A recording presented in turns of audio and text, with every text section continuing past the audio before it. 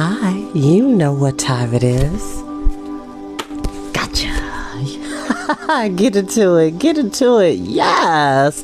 Sorry, I was having some microphone issues just a second ago, but I got that fixed. Hi, welcome back, y'all. Sorry that I missed yesterday. You know, I always talk about how mental health is important. Physical health is very important as well.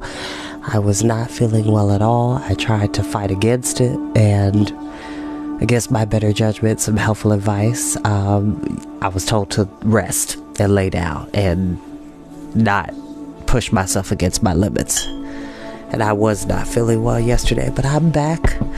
Hi. Got a special story time for you.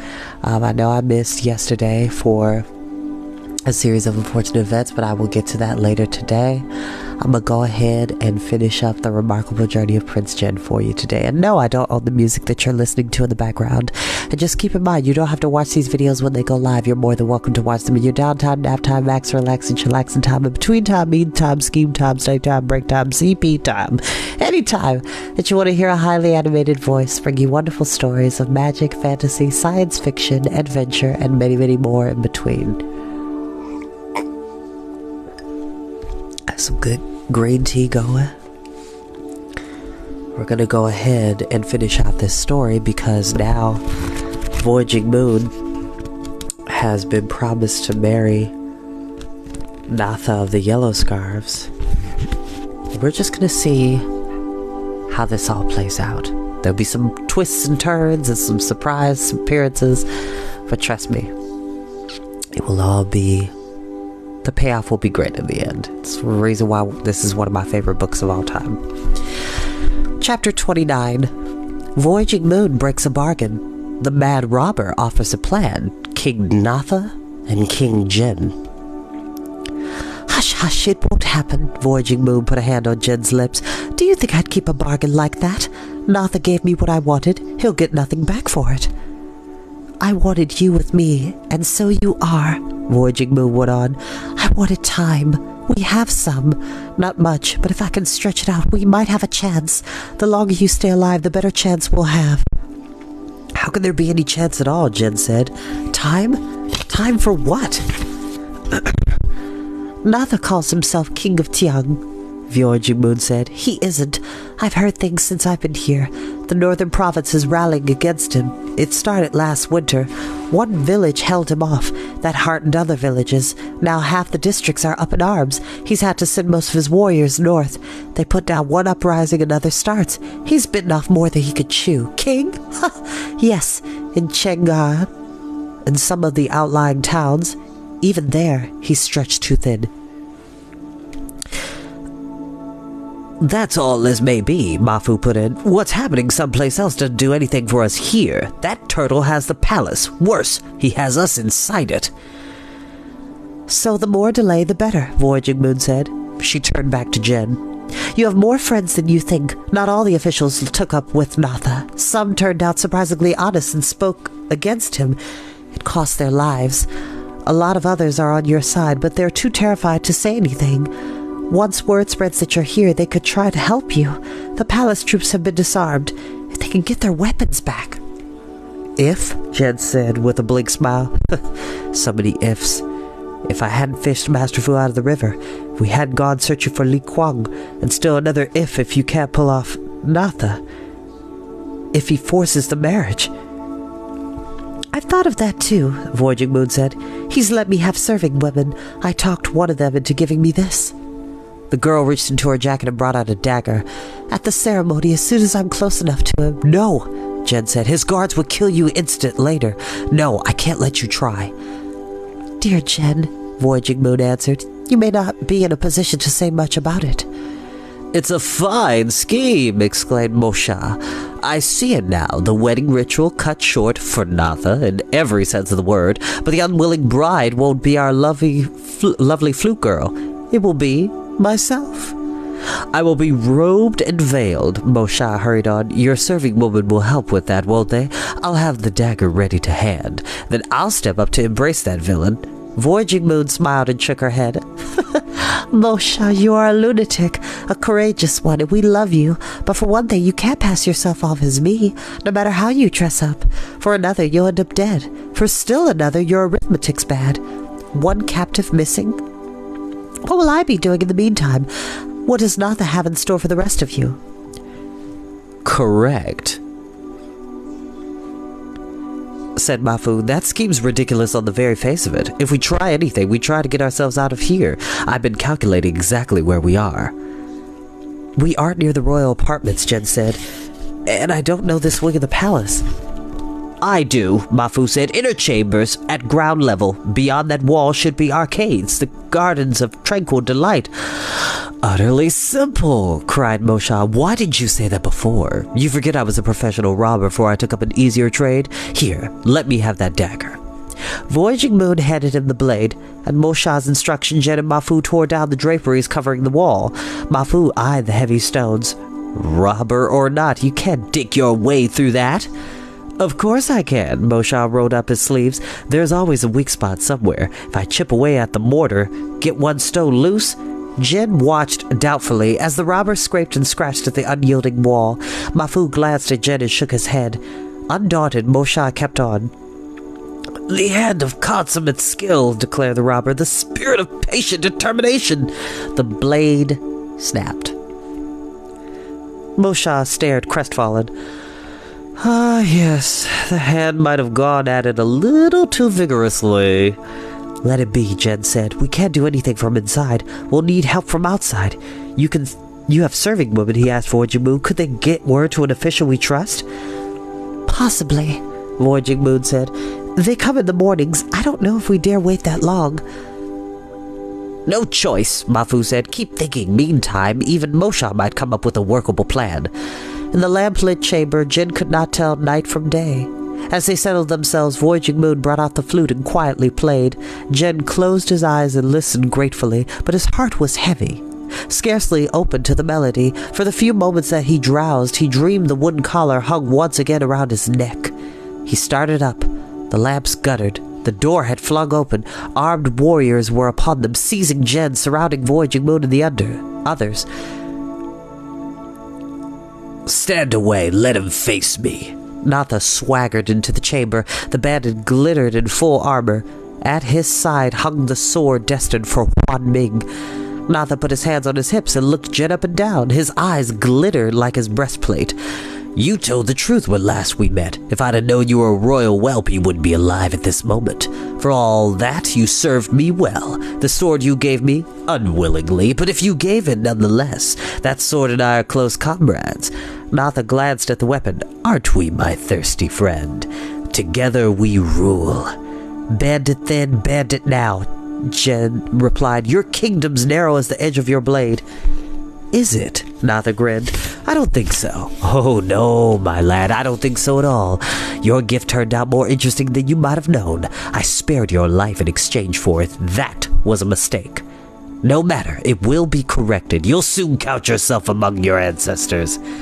The terror which had threatened to drown Jen in the cave began rising, yet as he raised his head to meet Natha's eyes, the tide ebbed and drained away. He could see the man before him as no more than a grotesque posturing shadow, weightless without substance. Jen looked at him with contempt and with a strange pity. You have already lost. You have lost without knowing it. Do you remember Pegair? I thought I failed. Perhaps I did, but others did not. Pebbles stopped the avalanche. In the end they will break you, and you will break yourself on them. Natha's hand went to his sword. Foam flecks came to his lips. Jen thought the man would strike him down where he stood. Natha ground his teeth and drew a great breath. His glance wavered. He turned away to fix on Voyaging Moon. Lady Shadow behind a screen, you and I have a bargain. Broken, Voyaging Moon said. Broken even as I made it. You'll keep it, Natha said with a cold smile. Willing or not. He turned to Mafu and Mosha. You'll follow your master. Mafu shrugged. As I've always done. The sinews of courage, cried Mosha. The heart of devotion will not falter. You think not? Natha said. Poor fools, both of you. Have you seen a man killed, a head roll in the dirt? Oh, you will. You'll smell real blood. Then you'll find out how long your bravery lasts. I'll hear you scream for mercy. Let the old woman go, Jen said. She has no part in this. She does, Natha said. I want her alive, a hostage to guarantee the Fluke girl's good behavior. He motioned to the warriors. Take them. The headman waits. Before Jen could embrace his beloved for the last time, he was marched from the chamber. Mafu and Mosha, Plum Blossom, and Voyaging Moon were prodded along behind them, out of the palace and through the Jade Gate. Men-at-arms hedged the square. In the pale morning light, a crowd had gathered, held back by spearmen and archers. Many there had seen the young Lord Prince depart happily from the city, and they had cheered him. Now they stood mute with despair. 2 of Natha's guards seized Jen, led him a little distance from the gate, and halted him before the executioner. The headman's gesture for the guards to stand aside. He seized the condemned man by the hair and forced him to his knees, then brought up a long-bladed sword. Weapon poised, he tightened his grip on the hilt. Outcries rose from the crowd. The executioner hesitated. Strike! Natha's voice rang out. Sword raised, the executioner stood as if frozen. His eyes had turned from his victim to the far fringe of the crowd. The cries spread, swirling to wild screams. Low rumbling filled the air. The executioner's mouth fell open. He stood in terror and disbelief. The crowd parted. Onlookers flung themselves aside, scattering to make way for a column of horsemen and foot soldiers. The crowd shook beneath the threat of the approaching warriors. Unswerving, step by step, they move across the square. Not men, but statues sprung to life. The warriors were made of solid stone. Leading them, his granite features set in grim determination, eyes blazing with the cold brilliance of diamonds, rode Li Kuang. Having struggled from the cavern, obeying the instructions of Master Wu, he and his troops had borne steadily toward Qiangan. Day after day, month after month, in summer sun and winter snow, they held their slow and agonizing course. Through mountain passes, trackless forests, every inch seeming a mile, autumn dew had never faltered, nor had Li Kuang lost hope. Now at last Li Kuang had reached his goal. He and his troops pressed forward. At sight of them, Natha's guards attempted to hold them off, raining volley after volley of arrows on the cavalcade, which is one of my favorite words growing up. I love that word, cavalcade. The shafts rattled and glanced off. The warriors never halted their inexorable advance. On they came, while spears shattered against their stone breasts. Horses' hooves and booted feet pounded a relentless rhythm, threatening to crush all who stood on their path. The warriors drew ever closer. No beings of mere flesh and blood could resist this massive onslaught. Like a glacier on the march, seeing attack was broken and hopeless and defense impossible, Natha's guards broke ranks and fled. Strike! Natha roared again. Strike now! But the executioner had already raced away in panic. Spitting curses, Natha snatched his sword from its scabbard. Glimpsing Li Kuang, Jen sprang to his feet. By then, Natha was upon him, kicking him to the ground, raising the sword high in both hands to sweep it down. Chapter 30. Visitors to Qiangan, Happy Phoenix Gardens. Valuable objects given again. They followed the rising sun. With Niang Niang, the great eagle, at her side, fragrance of orchards sailed amid shafts of light. The kite bore the girl on the wind tides, up the slopes and down the valleys of air currents. She had learned to guide the kite, to fly as skillfully and as swiftly as Niang Niang. Laughing, she plunged down through the clouds. Niang Niang beat her powerful wings to catch up with the child. They swooped lower. Fragrance of orchard glimpsed rooftops, streets, and bridges. Tall towers flashing golden caught her eye. She veered to hover above them. The celestial palace in Qiangan, the eagle told her. "How beautiful!" exclaimed Fragrance of Orchard. "We've never been here before. Oh, Niang Niang, I must have a closer look." Fragrance of Orchard dropped earthward. "See all the people in the square?" she called to Niang Niang. "Is it a festival? But why are soldiers holding them back? And there, what are those? Can they be statues?" She caught her breath in astonishment. "Yes, warriors of stone," she gasped. "But they're marching into the square." and there's a man holding a big sword, and someone's being dragged in front of him. What's happening? Fragrance of Orchard narrowed her eyes and sharpened her vision. Niang, I know who he is. He gave me this kite. Fragrance of Orchard's eyes gaze fell on other figures. I see Grandmother Plumblossom. How has she come here? Why are soldiers surrounding her? No matter, I found her. You said I would, if that's where my path would lead. Come, fly down with me. I am not permitted, said Niang. You, yes, fly if you wish as fast as you can. Your grandmother is being held captive. The stranger who gave you the kite is the rightful king of Tiang. He has been condemned to death. We have to save them both, cried Fragrance of Orchard. Please, Niang, please help me. I need you more than ever. I cannot do as you ask, replied the eagle. You have come to the end of your journey, if indeed you choose to end it. But I must tell you this. If you set foot upon the ground here, then you and I must part forever, and you, child, will never fly aloft, except in dreams. Though fearing her heart would break, Fragrance of Orchard hesitated less than an instant. Farewell. Farewell, dear Niang. Farewell, dear child of air and earth. Only once did Fragrance of Orchard look back for a last glimpse of Niang, but the great golden eagle had vanished. Ooh, excuse me. Just then, Jen thought it was a huge bird swooping from the sky. Then it realized it was a kite with a child clinging to it. That same moment, plummeting at top speed, Fragrance of Orchard flung herself upon Natha before he could swing the sword. The girl's attack threw him off balance, and he staggered back, half-stunned. Jen sprang up. Believing him safe, the girl gave a cry of joy and ran to the arms of Plumblossom. Voyaging Moon, Mafu, and Mosha sped to Jen's side, but Natha would not be cheated of his victim. Roaring, brandishing the sword, he set straight for Jen. "To Li Kuang!" Jen shouted, thinking to take refuge amid the ranks of stone warriors. Natha's guards, however, fearing their chieftain's wrath more than Li Kuang's grim troop, plucked up their courage and regrouped, blocking the path of the escaping prisoners. "This way!" Mafu gestured frantically. "Li Kuang will deal with these fellows. Out of here! Out of Natha's reach!" Mafu raced from the square. Jen and Voyaging Moon, with Mosha loping beside them, followed. Natha in hot pursuit was at their heels, gaining ground as they plunged down a narrow street and swung around a corner.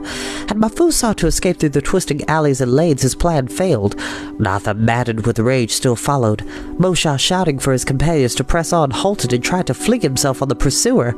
Eyes only on Jen, Natha lunged past Mosha, sending him head over heels and doubled his pace. In moments he would be within striking distance. Natha tightened his grip on the sword. Ahead, Jen faltered for an instant. Natha shouted in triumph. It had been a long journey for Master Chu. From the day he picked up the bronze bowl at the riverbank, he had turned his steps southward. All through the winter he made his way along snow-drifted roads, plodded from village to village, town to town, sleeping in doorways or under bridges. Sleet froze in his beard, wind buffeted him, but he continued nevertheless. Though he asked for no alms, many folk felt strangely drawn to him and eager to fill his bowl.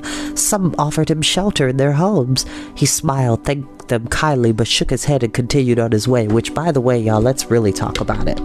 We take a lot of stuff for granted. This is a time period where we didn't have cars. We didn't have smartphones. There was no Uber. There was no Lyft. There wasn't even a bus. There was a rickshaw, which is a man-made carriage. So basically, it's like a carriage where there's two wooden bars that you grab, and you, the driver, run with your passenger sitting in the back. That is a rickshaw. A lot of people back in the day had to travel by foot, and granted, it would be the next town over, but by foot, you would have to go miles and miles. And so it would take you a couple of months to get there, or a couple of weeks, maybe even a matter of days, but like, that was hard work. Please do not take the conveniences we have for granted, because it could be totally different.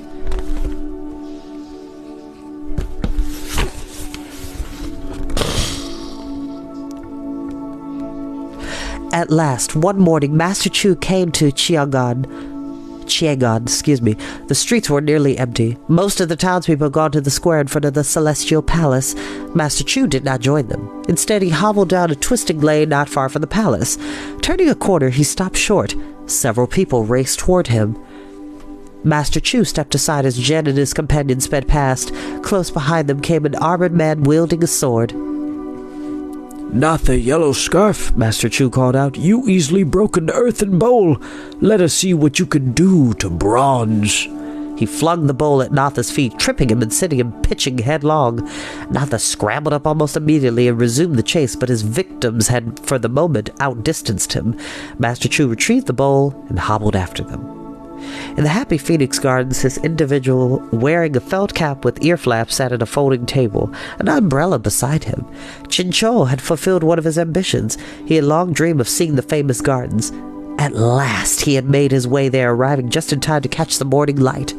Next to him, as was his habit now, he had set up the landscape he had painted months before in a village called Pinguer. Chinchou had dipped his brush and began to work. He stopped in mid-stroke. "Now what the devil is this?" Chinchou had hopped to be undisturbed, but several people were streaking in his direction. Why they were running at such speed and what their purpose might be were none of his business. He started back to his painting. He looked again and set down the brush. "Why, it's Ragbag, that rascal! Oh, I see what this is all about." Chinchou chuckled to himself. He's run off with a girl, and 2 friends helping them elope. And here comes her angry father in a fine fury, I'd say. He's got a sword. The painter's amusement suddenly vanished when he saw the pursuer was not the yellow scarf. "Ragbag! Ragbag, here!" Chinchou shouted. He turned to the painting beside him. "Quick, Lahu!" Even when he had time to think about it, Jen could not entirely piece together what happened so quickly. First he heard Chinchou calling him. He halted and spun around only to find Natha behind him. Jen flung up his arms, teeth bared, eyes blazing. Natha raised the sword for a last killing stroke. That instant, Jen believed he heard a voice cry out, "Give me no more to drink." The blade shuddered and twisted like a living thing and wrested itself from Natha's hands. Despite his bewilderment, Jen snatched up the fallen blade. At the same time, across the garden paths bounded an enormous tiger. Natha fell back, lurched away, and sped down one of the paths, the huge animal at his heels. "Lahu!" Chinchou shouted and waved his arms. "To me!" With the tiger snarling behind him, Natha was driven toward the artist who was holding up a painting. "Hurry, Natha!" cried Chinchou. "Into the woods! Jump!" Before Jen could swallow his astonishment at seeing the artist, let alone the sudden appearance of a furious tiger, he was astonished again. For the next thing he saw, though he could not believe his eyes, was Natha plunging into what Jen took for a painted landscape. The tiger leapt after him. Both vanished. By this time, when Mosha and Mafu at her side, Voyaging Moon had run to Jen, who stared dumbfounded while Chinchou laughed and clapped him on the shoulder. "Never fear, Honorable Ragbag. I don't think that villain will be back." Jen rubbed his eyes. "Chinchou, what are you telling me? Where's Natha? For a minute I've sworn I saw him jump into that picture." "Oh, he did. He did indeed," replied Chinchou. "I'll tell you about that later. One thing I can promise you now is he's not where he'd like to be, if he's anywhere at all." Chinchou held the painting for the baffled Jen to examine. "Nice, isn't it? Lovely landscape. Best I've done, thanks to this brush and inkstone you gave me. Look closer. You might see a friend of mine." Chinchou bent and called out, "Lahu, are you busy?" Voyaging Moon peered at the beautiful scene of meadows and forests. And Jen was the first to notice and pointed to a thicket of greenery. Gazing out from it, orange eyes aglow, was the head of a tiger contentedly licking his chops. "No question," said Chinchou. "Natha won't be back." And they do say there are tigers all over in Asia, but definitely in the mountains of China and India and Cambodia, they always say that you never run away from a tiger because running away excites them. It incites the predator instinct, and they see you as prey if you run away. So if you see a tiger, kind of like with a black bear, You never stand down with the black bear. I mean, you can, and they will typically go and do something else. But with a tiger, you don't show fear. You stand your ground, and you do not back down. You stand your ground. You don't back down. Now, if it's a brown bear, you definitely stand down and show that you have no threat, because they take the aggression as a means of challenge. But a black bear is typically, you hit them on the nose or you scare them hard enough or you hit them with a good stick, they typically run off because they don't want to be bothered. Just a lovely lesson. So if you see a tiger, God forbid, either find a really good elephant to sit on or stand your ground. Don't run away. Okay. Trash man is coming. I just heard them up the street. Excuse me. Jen had still digested none of this when a horseman cantered up and sprang from the saddle. Li Kuang, Jen stared at him. In the square. I saw you and your men as if you were stone statues. Stone once, but no longer, Li Kuang replied. A promise has been made and kept. Much has happened to us, but for now you will need only know this. Master Wu found us trapped in Mount Wushan. He told me that if I and my men could reach Chiangan and you still lived, we would again be flesh and blood, and so it has come to pass. I failed once in my duty toward you. I have not failed again. Jen, during this, caught sight of an old man limping toward him. Master Chu? He would have gone to the beggar, but Li Kuang raised a hand. My warriors have armed the household troops. Natha's men have fled, all who live to do so. Go immediately to the Celestial Palace, Your Majesty. What did you say? Murmured Chincho. Your Majesty? King Ragbag? Something like that. Jen grinned. Come with us and bring your tiger. They gathered in the great hall of audience, on the dragon throne Voyaging Moon beside him, with Mafu and Mosha close by. Jen listened with ever-growing amazement to each account of the objects he had given during his journey. Li Kuang had brought the saddle with him. He laid it at Jen's feet. This is not mine to ride, Li Kuang said, and so I return it to you. Master Chu held out the bronze bowl. This belongs in your hall of precious treasures, and I've brought it here. Your kite let me fly as I always wished, said Fragrance of Orchard, leaving Plum Blossom's embrace to stand before Jen. Now it is yours again. Oh, excuse me. I'll say likewise for the brush and inkstone, put in Chincho. I paint as I never painted before. Even so, I can manage well enough without them. No, Chin said, looking at each in turn. You must keep them. All that was given has come back to me, but I give them again to each of you. Were they valuable objects when I first set out with them? No, I think not. You've made them so. Gifts? You offer me gifts greater than ever I gave you. Friendship, devotion, help when I most needed it. Only the sword will be kept and locked away, for I do not intend to use it. What about the flute? Voyaging Moon said with a teasing smile. Lady Shadow behind a screen hasn't offered to give it back. I suppose I should. Never. Jen smiled back. Master Wu said it was a gift for Huan Ming. I believe he made a mistake. It was yours. And always. From the first. I think you're right. Happy end at last. Not yet. Those who have come this far have read tales of 6 valuable objects. Now Jen must have a tale of his own. And it will be found in the next final chapter.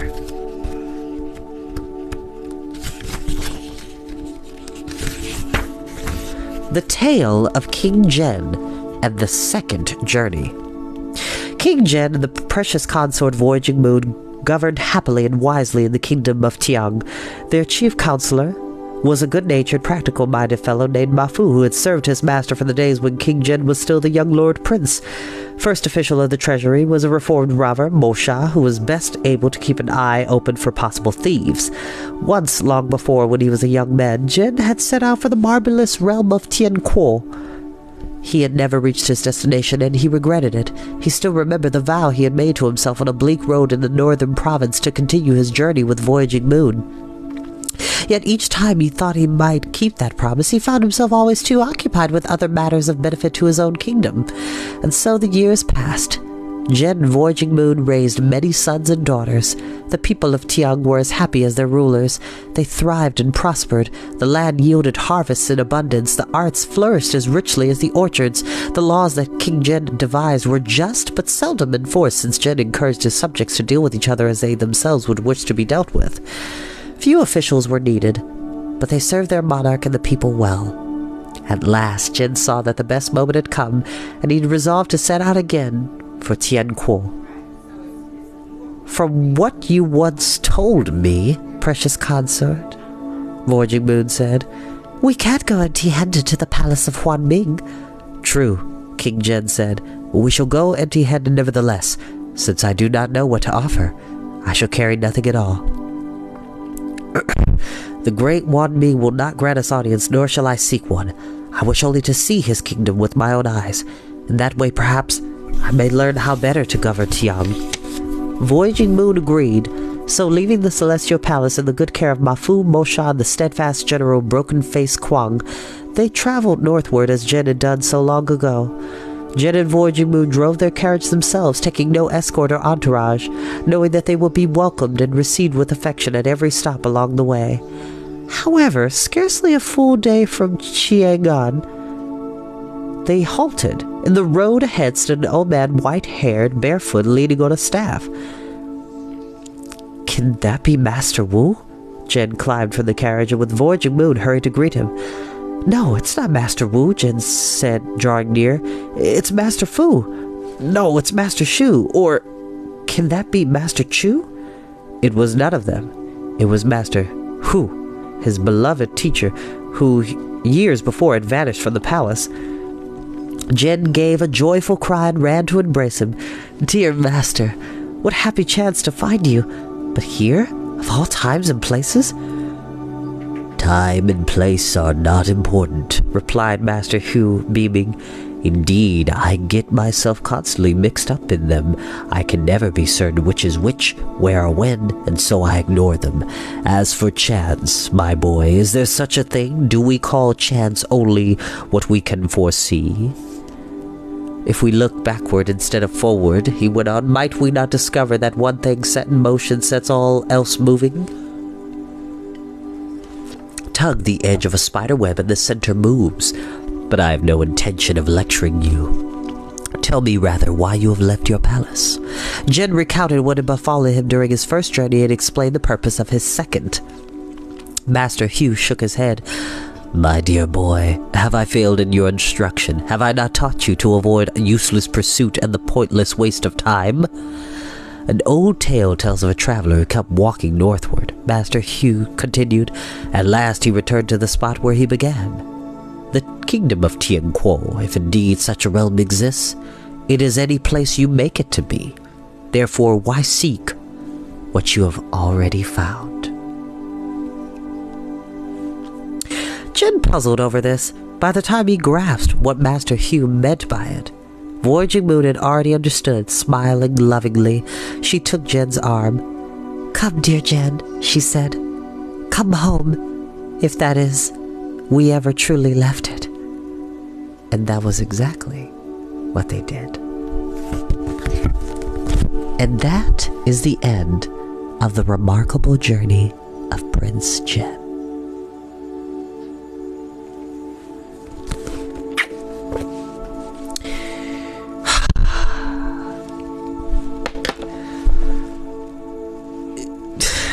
They need to make this into a movie. It could be 2 hours, 2.5. Chinese director, American producer, all Asian cast, and an Asian with some melanin. Okay, the indigenous Chinese. Let's be real about it. This needs to be a movie. Actually, you could totally do this as a series on Netflix. If you really want to give more attention to the individual stories of those who guarded the 6 objects. So that would have been Fragrance of Orchard, Li Kuang, Chinchou, the painter, Voyaging Moon, and Master Chu, and then Natha, who stole the sword. But, as always, I do appreciate you watching, y'all. Thank you so very much, and thank you for being patient with me. I'll see you next time. Bye-bye.